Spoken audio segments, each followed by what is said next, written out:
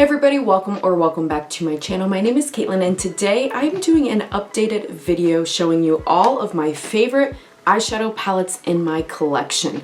I did this video a year or more ago and I don't believe there's any repeats in this video, especially because I heard you all in the comments and you said we want to know your current favorites in your collection that we can actually buy. So there's nothing in here that's out of stock or limited edition gone. All of these are currently available. So if that sounds interesting to you, keep on watching. Before we get too far into the video, if you have not already, I would love if you would consider subscribing. I upload videos twice a week. It's totally free to subscribe and I would love to have you back again on the channel and chat with you in the comments.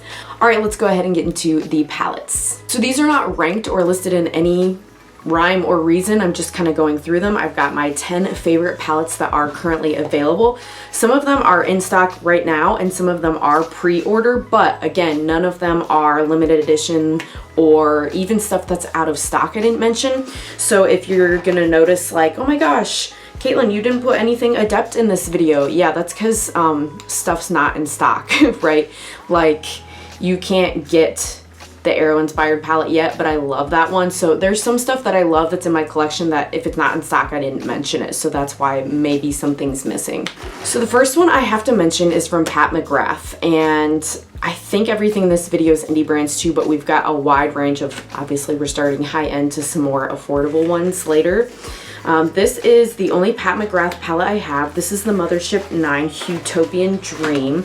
I mentioned this palette when I did my last video. I'll leave it linked if you haven't seen it, talking about my favorite multi-chromes and palettes, and I talked about the shades. Actually, the eyeshadow palette I'm wearing today, I'm wearing this purple, pink, blue all over the lid with some of the mattes. But this, it's one of those brands, guys, that you're like, that's stupid expensive. There's no reason for it to be that expensive. And then you get it and you're like, it is a different level of quality than a lot of other stuff I have. Like, I'm not saying still it should be that much, but like, you kind of get it, right? Good news about this is if you're interested, they are now in Ulta, so you could use your Ulta points towards it to not have to spend so much, but this is a favorite. Next up, this one I believe is pre-order. It is from Gourmand Girls, the Spooked palette. This one has been officially around for about a year now. I don't have any of the two newer releases that they did collab-wise with Doodles by the Bunny, so maybe those would be favorites over this. I'm not sure, but this is just what's currently in my collection. And I've pulled this one out a lot lately. I don't know if it's because it's October now and you know I'm feeling the vibes pulling it back out. But I've done makeup on a friend and family member both recently, and this one I pulled just because it's really high quality, and especially if I'm doing makeup on somebody else, let alone myself, I want something that I know is going to be reliable and turn out good every time. And to me, that's this one, and it has some fun duochromes in it. The next one is from Sydney Grace, and it is the Tiny Marvels palette. This is their collaboration that they did with the late YouTuber Mel Thompson. It is still a good one. It's still available. A portion of your sales to this do go to Mel's family. I believe this one is also on pre-order, but there's a few shades that just are beautiful. Jewel Bee and Mantis, this purple and green, are spectacular. And I really like Meadowhawk, this kind of like pinky gold duochrome shade, and Scarab, this like brownie green. There's some really nice like mauvey, you can get neutral, you can do a pop of color, a lot of versatility in this one, and just a very smooth, refined, again, reliable formula there. Next up from Menagerie Cosmetics, the Feral palette. I think this might be my favorite palette that I own from them right now. First of all, the artwork is stunning. If there's one thing about me, it's that makeup is the whole experience. It's not just the formula inside, although of course that matters. But the packaging and just the whole experience of using it is part of it to me. So to me, that's I think why I like indie brands so much, because the artwork and the detail is just so above any plastic acrylic thing I can get at Walmart. And same with the formula. This pack leader, it's a really nice duochrome. I love that one. And yeah, even just the greens and the browns. It's just a fun color story that I think can work for a lot of different seasons. And the mattes are very vibrant without being patchy. what you want, you know? So that is Menagerie Cosmetics. Next up from Glaminatrix is the Nearly Natural palette. Now, I had to mention this because the shimmers are so ultra reflective. Like the mica they have packed into these shimmers is amazing. Now, I will be upfront with you and tell you, you cannot get it in palette form. So you can get this palette in these shades, but you have to order it in a bundle of singles. So if you have a Z palette that doesn't matter to you, this is extremely high quality. Whenever I have a special event, this is what I have been going towards lately, is this particular palette. It's got some of those like mauvey berry shades again. It's got some peachiness, a little green, brown, a silver, green, gold, pink, bronze. Like there's a lot here you can do that is, as the title suggests, natural or like slightly leaning towards a color, muted, but mostly nearly natural.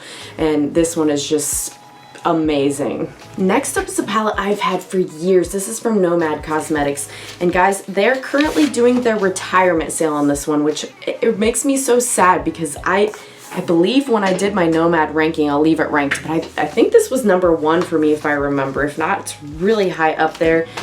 I don't think they've ever done this duochrome formula again, which is a crying shame. Actually, it's a crime, period, because that is the formula that made me fall in love with this brand, and I have so many palettes because of the quality of this one. So this is probably right now the most affordable palette in this video, just because it is on its retirement sale, and I think $29 is the discounted price this is going for.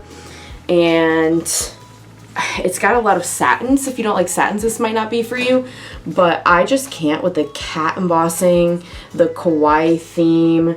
This is designed based around Tokyo, Japan. I'm going there next summer. I'm so excited. I feel like I need to take this palette with me and get a photo like in Japan with my palette, but it's a favorite in my collection. This is my #1 pastel palette. I know everybody's going on about Blend Bunny and then their new palette, but I know the formula's not the same as Nomad, but I'm like, I just don't feel like I need it because this is my favorite pastel palette, and I don't think anything else can change that.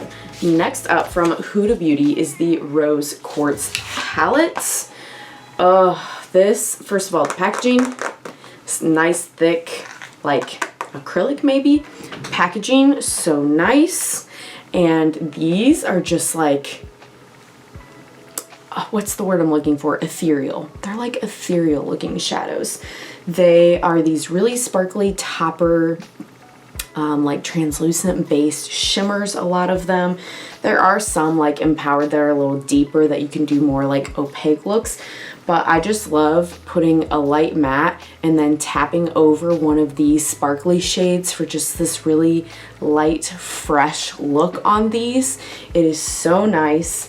And then this like cream to powder kind of formula that they've got in this one. That was the first time I'd ever tried a formula like that, and I really, really like it.